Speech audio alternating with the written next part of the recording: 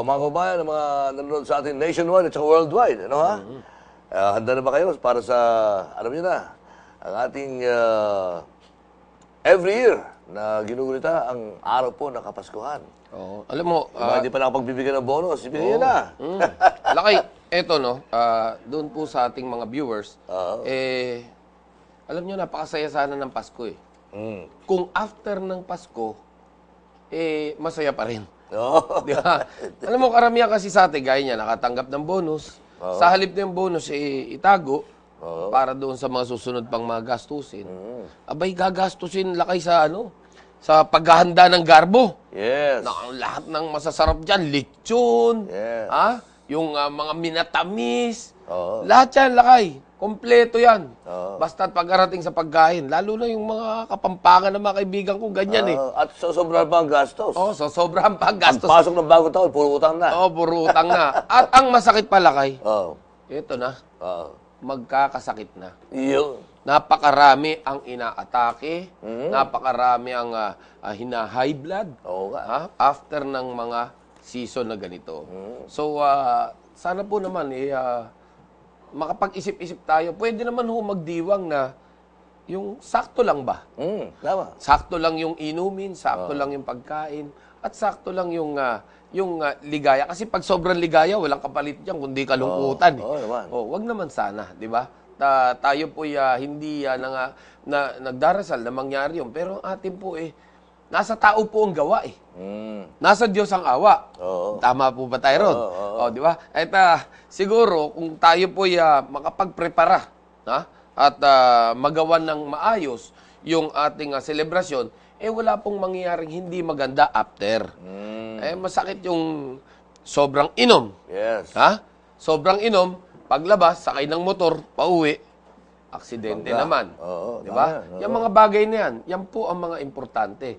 Ngayon, doon naman sa mga otoridad, abay, higpitan naman po natin yung ating pagbabantay, especially dyan sa mga malalaki nating kalye, para mapigilan natin ang mga abusadong ito.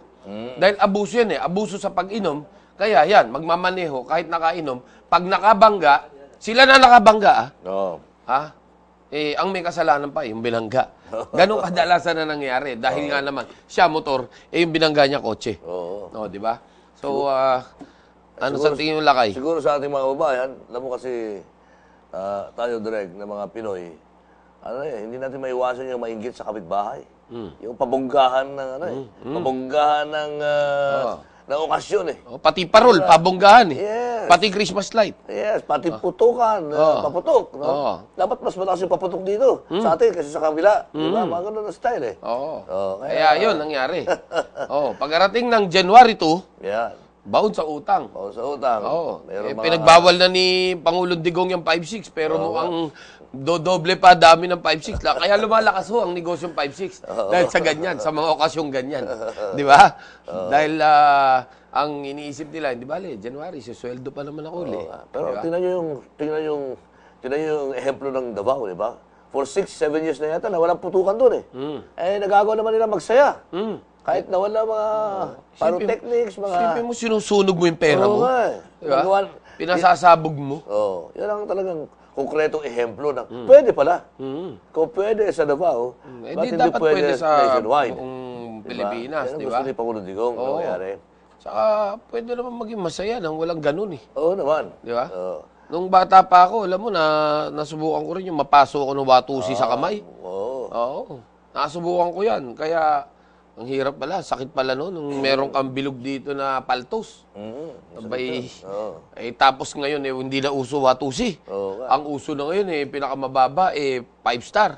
5-star nga, bihira na. Thunder na pinakamababa ata ngayon Meron pang Goodbye Philippines. May Goodbye Philippines. May Bin Laden pa. May Super Lolo pa. Di ba? May kabisi. Nakakatuwa, no? Nakakatuwa, lakay. Nakakatuwa, pero... Nakakatakot naman ang epekto. Nakakatakot na, Dahil wala natin ginawa direct pagka panahon ng bagong taon, tayo sa media, nagbibilang ng ilan ba yung tinamaan ng... aksidente, ng bala. Aksidente, bala. Ilan ba yung naputulan, mga patay, mga gano'n. Ilan nasunog. Di ba? Dahil sa paputok. Di ba? kumbaga hindi na tayo natuto, sabi ng kanta ni sino ba may kanta nito? Hindi na tayo natuto, hindi na natuto. Kanta ni Gary V, di ba? Ganun na lang every year, every end of the year. Oo. Wala tayong ginawa kundi magbilang. Sana naman ngayon mapigilan na ito. Oo. Di ba? Parang kasi open secret na nangyaring ito Oo nga. Di ba? Na, bagong taon naman, bayaan mo na sila, huwag tayong KJ.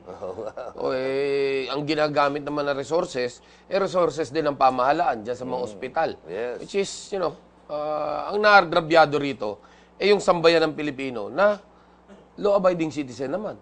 Di ba? So, siguro it's about time, no?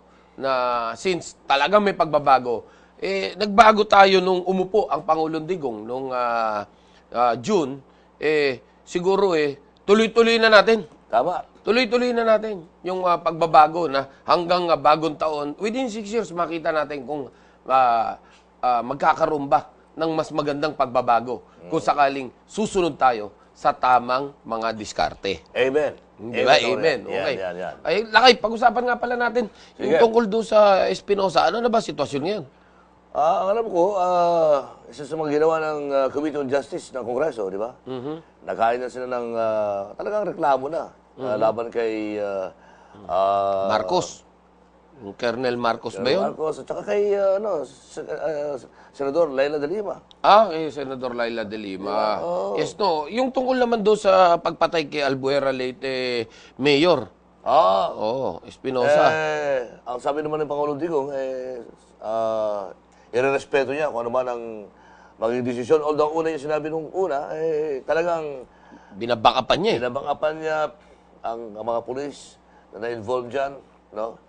Although irerespeto naman niya kung ano man ang magiging resulta ng korte. Yan importante. Di ba? Pinapakita niya yung pagiging tatay. Yung tatay, anak yung mga na-involved Muli, naalala ko na naman yung sinabi sa akin ni Chief Bato de la Rosa, nung makaharap natin doon sa Krami. Ang sabi niya is, we can never sacrifice, sabi niya, the whole PNP for the fault of few PNP personnel or officers. Parang gano'n ang pagkakasabi niya na pagkakamali ng iilan, hindi naman pwedeng kampang-kabuuan lumubog ang buong PNP. Kung kaya't asahan na yan, babaka pa nila. Pero at the end of the day, may gagawing mas mabigat-bigat na parusa dyan sa mga yan. Parang diba? Yung dalawang immigration officers na pinag-usapan natin, di ba? Yes. Nakaka-brad mismo ni Pangulo Digong. Pero walang brad-brad dito. Dahil ang order of the day, Stop corruption Stop corruption sa iba't ibang mga ahensya ng gobyerno. So itong mga opisyalis nito, kahit bago-bago pa, kahit talagang mga trusted ni Pangulo Digong, medyo... Malamig pa yung upuan nila, hindi pa nakita nag-iinit. yung mga kamay na huli-huli sa cookie jar. Kuha ng biskwit. Kuha. Huli-huli. Kitang-kita pasensya na lang. Yan naman sinasabi ni Pangulo Digong, pasensyahan tayo. Pasensyahan tayo. Buntot mo, hila mo. Yes. Di ba? Ito si Laila de Lima, inawardan daw Nako! Sabi nga ng mga nakakita ng magtanggap niya ng award Ano ba klaseng award yun? Ano bang grupo yan? Ano ba samahan yan? Di ba? Hindi mo naman maintindihan kung samahan. Ito po, doon po sa ating mga na nanonood sa abroad, no? Dahil tayo po nasa YouTube din naman. Yes. Isa lang ko papaliwanag natin. Senator Laila de Lima, hindi nyo po kaya gaguhin ang sambayan ng Pilipino. Dahil in the first place, ako po, personal po, na naging Pangulo po ng National Press Club, nung ako po'y namamalimos sa inyo, nung kayo po'y Justice Secretary, namamalimos po ko, ng hustisya mula sa inyong tanggapan na tulungan nyo po kami na ma-resolve o matigil na itong walang tigil na patayan sa mga media practitioners. Abay, wala po kayong ginawa. Sa totoo yung isa pong classmate nyo dyan, sa DOJ, kumita pa sa mga ampatuan. Nung ito po'y ipinaglalaban natin. Kaya wag niyo po sabihin na kayo po'y against impunity o ano paman o EJK. Ma'am, masakit man ho sabihin, kayo po ang kauna-unahang senador na sasabihan kong punyeta. Di ba? Kasi yung pinagagawa nyo, talagang napaka walang ya po, sobra po. Nagpapanggap po kayo na matino kayo. Still remember, Lakay, nung hinuli, nung inaresto ang mga media dyan sa Manila Pen. Tama. Ha? Pinusasan nga. Pinusasan, di ba? Oo. Pati yung sa ating si Noel Alamar, na kapatid natin ng DZMM, ha? Nung pinusasan, dinala doon sa bigutan, tayo po sa National Press Club, kasama ang NUJP, sa pamumuno pa noon ng Torres. ating director ngayon na si Joe Torres. Yes. Nagreklamo po sa human rights. Abay, kundi ba namang gunggong yung iha di punggol na Laila de Lima na yan? Abay, ang kanyang naging order lahat sila, ang order nila ibinabalik niya sa pamunuan ng PNP, ang desisyon kung anong parusa ang dapat gawin doon sa mga umaresto sa media. Di ba namang gaga ka yun ang mga namuno ang may kagagawan Tapos sila mag-iimbestiga sa sarili nila. Punyeta ka. Kahit na makita kita ng personal, Madam Senator, punyeta pa rin po kayo. Di ba? Yan po masasabi ko dahil masyado pong masakit para sa amin nilakay. Yung pong naging desisyon yung yun. Pero yan po nilulunok na lang po namin dahil ang mamamahayag po sa bansa ay helpless po talaga when it comes to injustice na ginagawa nyo. Oo naman. Sayang yung pagkakataon na nakatulong sana siya sa atin, sa media. Kaya lang, ang ginawa niya sa atin nung araw, ginawa tayong observer. Di ba? Gumawa ng task force kuno-kuno. Pero ang media naman, ang National Press Club, ginawa observer lang. Kailangan nakatingin ka lang. Nakatingin ka lang, nakasilip ka lang. Di ba? Salamat tayo ngayon. Dahil talagang porsigido ang Duterte administration. Wala pang anong buwan. Lumikha na ng talagang task force. Specific yung opisina, may tao, may tauhan, para tumulong sa pagresolba sa mga media killings. Pero ang panawagan natin sa ating kapatid dyan na namumuno niyang task force, yung executive director na si Joel Siegco, na naway mapabilis ang proseso ng pagresolba ng mga yung mga cold cases na alam naman natin kasi alam mo rito Lakay, only the powerful, only the rich can do things like this na magpapatay ng media. Di ba? Powerful ka to the sense na kung di ka pulis, siguradong marami kang pera, marami kang tauhan, sindikato ka. Yan, powerful. Yes. When it comes naman to the rich, syempre, kung alam mong tatamaan yung kayamanan mo, abay talagang nagpapapatay ng media yung mga yan. So, sana, lahat kayo dyan sa bagong task force na yan, handang banggain itong mga the rich and the powerful na yan. Tama sana. At sana mapabilis yung Kasi nung huli nakausap ko si Yusek Kegko wala pa silang opisina. Direct, naghanap pa sila ng opisina. Paano yan? Kung wala pa opisina. Alam mo yung mga task force na ganyan, ang unang-unang problema niyan talaga, unang-una, opisina, sasakyan, at of course, pondo. Saan kukuha ng pondo? Anong ahensya ang mag-a-allocate ng pondo dyan? Baka hindi kasama yan doon sa pinirmahan ng ating Pangulong Digong na dapat nung isinalang niya yung papel na yan, nakalagay na sa baba magkanong pondo ang kailangan. Dahil ganoon yung nangyari dati sa Presidential Anti-Smuggling Group nung ipinasok yung papel na yan sa Malacanang, nakalagay na sa baba kung ilang milyon yung kailang pondo para sa buong taon. So pagpirma, isang approve na lang. Di ba? Ngayon, patong-patong ang pinipirmahan ng ating Pangulo. Dahil sa dami pa ng mga nakabitin na appointment. Gaya sa Subic, sa amin, apat pa lang ang direktor na napipirmahan ngayon. Yan dapat? 15 dapat yan. Wow. Pero, nakakatuwa naman dahil ang ating palasyo, ang ating Pangulo ay talagang sinasala isa-isa yung kanilang ipinipwesto. Tama yan. Di ba? Kagaya ng halimbawa sa Channel 4 hanggang ngayon. Apat din sa Channel 4, Director. Dahil sa wala pa na isang member yata na board na na-appoint. Bakante pa yung chairman na naunang inianok kay Chari Villa. Hindi tinanggap. So walang chairman, wala pang chairman, at wala pang board na matuturing. Meron ng GM actually, pero yung iba pang mga opisyalis wala pa. Tama yung binabagit mo. Si Paolo Digong pa na, kahit madaling araw, nagsasala ng mga papel. Kaya nauubos ang oras magpirma.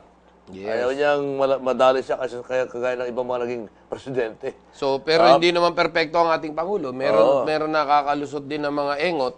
Gaya nung ibang mga opisyal na hindi pa nag-iinit ang upuan, gumagawa na ng kalokohan. Abay, quit daw kayo. Ha?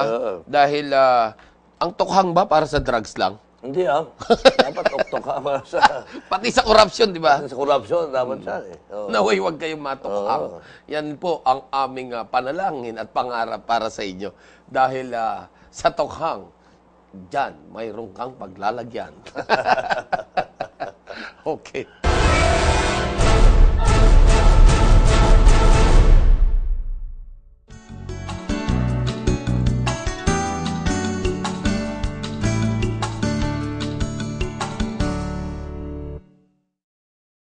Ito ang inyong monthly Meralco Advisory. Bagamat malaki ang tinaas ng palitan ng dolyar, bahagya lang tumaas ang overall electricity rates ng 10 centavos per kilowatt hour ngayong buwan. At mas mababa pa rin ito kumpara sa rates ng Disyembre ng mga nakaraang taon. Mabuti rin kamustahin natin ang mga kababayan nating nasa Cagayan at Isabela na tinamaan ng Super Typhoon Lawi nitong nakaraang Oktubre. May ilaw na kaya sila ngayong darating na Pasko? Heto si Mr. Ronnie Aperocho para magbigay liwanag. Salamat, Maita. Ang Meralco at ang One Meralco Foundation sa tulong ng DOE ay nagpadala ng mga linemen at engineers para tumulong sa mga electric cooperatives ng Cagayan at Isabela para ayusin ang mga nasirang electrical facilities. Ito'y bahagi ng patuloy nating pagsisikap na tulungan ang mga lugar na nawalan ng kuryente kahit nasa labas na ng coverage area ng Meralco. Salamat, Ronnie! Hanggang sa susunod na Meralco Advisory. Maliwanag na Pasko sa inyong lahat! Gusto mo ba ng sweet life? Pangalagaan ito. Dapat less rice for exercise. Konting bawas sa desserts. At less bisyo.